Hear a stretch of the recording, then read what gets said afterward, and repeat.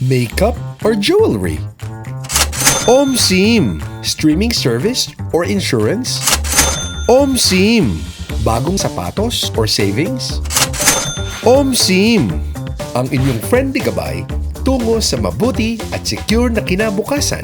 Maniguro dito sa Money Guro. One of the men behind the success of one of the Philippines' most followed and trusted financial brands, Cebuana Lhuillier. Paano ba maging wise sa pera, maging young achiever, and umasenso? Let's learn from the expert and certified money guru. Meet John Henry Lhuillier. Every year, part of the wish list is the never-ending planning para maging successful at yumaman. Mga ka-Cebuana, I'm John Henry Lhuillier, your money guru. At dito sigurado matututo kayo sa mga tips from the experts. Dito kung saan kami ay inyong guro at friendly gabay tungo sa mabuti at secure na kinubukasan. Maniguro dito sa Money Guro.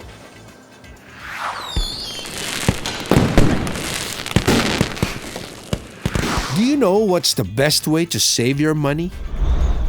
Don't just keep on breaking your alkansyas. Huwag maging ipon gastos. Dapat maging iponaryo para umasenso. One word lang ang kailangan. Focus! And we will teach you how. Ngayon, with our special guest guru, we will know the basic steps in saving money. The effective way, huh? We all dream of making our New Year's resolution to be achievable, right? Pero why is it so hard to save and to start doing savings? Well, to help us out, sino pa ba ang best person to ask dyan kung hindi Ipon King himself, Mr. Chinky Tan. Hi, Sir John. Hey, Kumusta? Chinky. Kumusta? Great to have you here today. Yeah, my pleasure, sir. And happy holidays as well. Yes, likewise, sir. First things first, most Filipinos say that they will start saving money as part of their New Year's resolution. The question is, how do they really start saving money? Actually, Sir John, I always teach a method called the bawas dagdag method. Okay. There are a lot of expenses that we spend on, but actually it's not really necessary. Money not spent is money additionally earned. Ang perang hindi mo ginastos ay dagdag income mo. So that's first, the bawas. Second is dagdag. We need to be creative na aside from your main source of income, meron kang second source of income. Diba? Aside your first job, meron kang sideline, may side hustle ka. So yung dagdag na income mo, yan ang pwede mong pang-invest, yan ang pwede mong pang-negosyo para lumago ang iyong income. As Gen Z's jokingly say, OMSIM. Pero for others, they can't seem to start. Can you give us around 5 common problems that cause Filipinos to struggle with the following through their New Year's resolution, especially saving money? How can they overcome these? So number one, definitely, let's be more practical. Yung high cost of living. Sa totoo lang, di ba, ang taas ng bilihin natin dito. Pagdating sa pagkain, utilities, rental, di ba? Yung income natin is limited, pero yung expenses unlimited. That's number one. Number two, yung tinatawag nating cultural expectation natin. Ang ibig sabihin is kamag-anak incorporated. Extended families. Exactly, Yes, di ba? Pagka nangailangan yung isa, we are, yun nga, obliged at times, no? And the third is not having enough emergency fund. Diba? The moment na nawalan yung income, just like what happened in the pandemic, a lot of people are forced to resort to borrowing. Yun nga, that goes to number 4. Pumapasok na sa utang, paglabas ng sweldo, kulang, utang, bayad utang, kulang, utang. It's a vicious cycle. And last but not the least, I do believe kung bakit talaga kinakapos talaga ng tao, it's because of the lack of financial education. Di ba, a lot of people often say, hindi ako makapag-umpisa ng negosyo dahil wala akong puhunan. But in reality, you give a person na walang kaalam-alam 1 million pesos, pagbalik mo, ubos na ulit. But if you take away the money of a millionaire or a billionaire, after 1 year, pagbalik mo, may pera siya ulit. That only proves what? Even you have all the money in the world, but if you do not know how to manage your money, ubos pa rin. Great tips.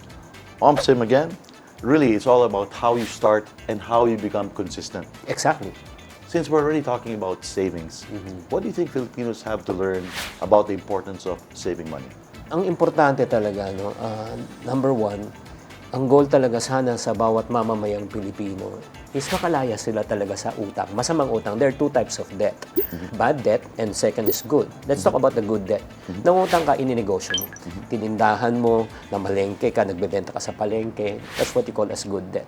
Yung pangalawang utang, yung nangutang ka, pinambayad mo ng kuryente, pinanggastos mo, na walang return.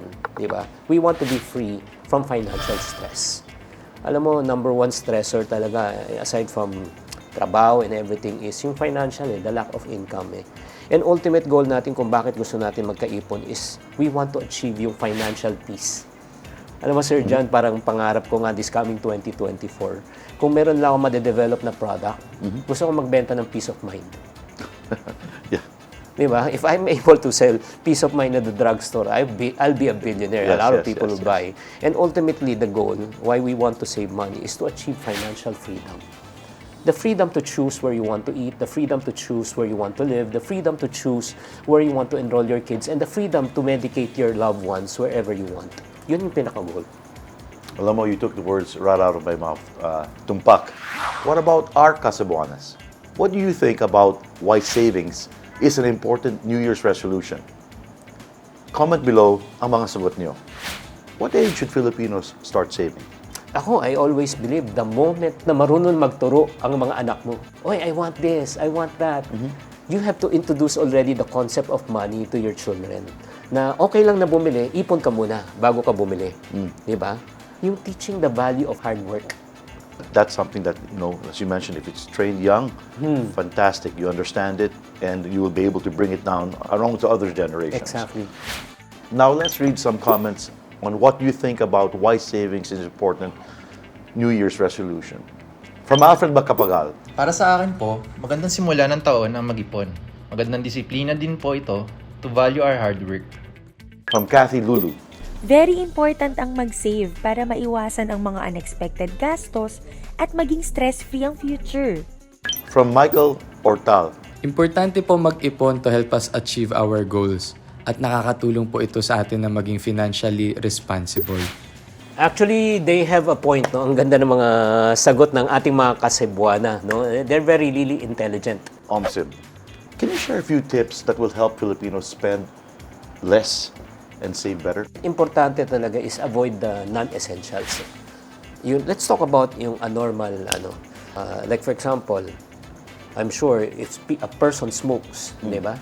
That's 10 pesos per stick. If he smokes only 2 sticks a day, that's 20 pesos a day times 30 days, that's 600 a month times 12 months, that's 7,200 a year for smoking. Paano kung may loto na ticket? That's also 7,200, that's 20 pesos. Paano kung umiinom rin siya ng kape? That's also 20 pesos. Paano kung bumibili rin siya ng mga ready to drink? Na mga that's 20 pesos also. So if you total all of this, tubig, kape, yosi, and loto, that's 28,000 pesos a year. Down the drain. Yeah, and for a normal minimum wage earner, let me make 14,000 a month, unconsciously, 28,000, 2 months of his salary, napupunta doon sa unnecessary. So, ang pinaka-basic talaga niyan is stick with the essentials. I have nothing against people drinking coffee, ganun, as long as you can afford it. Ang pinakamasakit niyan, hindi na nga afford, hindi pa conscious. Saving sets the stage for a secure financial future. And that's the end of our first episode and chit-chat with our extra special guest, Guru Chinky Tan. I hope madaming tayong natutunan na tips on how to save money at maging wais sa ating mga choices. Before we end our episode, please share your messages and greetings, Chinky, to our Casabuana viewers. Hi there mga Kasibuana at mga Kaipunaryo. Maraming salamat sa pag-tune in sa episode namin, no, ni Boss John. Talagang I hope na nakapagbigay kami ng impormasyon, inspirasyon po sa inyo. Ang mahalaga mag-umpisa tayo kahit maliit. Tatandaan, kung gusto, gagawa po ng paraan. Kung ayaw, maraming dahilan. Thought for the day. Hindi pera ang nagpapayaman sa isang tao, kundi kung paano mo gagamitin sa buhay mo. Yun ang nagpapayaman sa'yo. And that's it. Hope you guys learned a lot from our small talk. Remember, it's never too late to save, to be rich. Omsim. Maraming salamat mga Kasabuanas. Huwag kalilimutan mag-like and share for more savings tips on how to be rich. Tutok lang palagi. Maniguro dito sa Money Guru.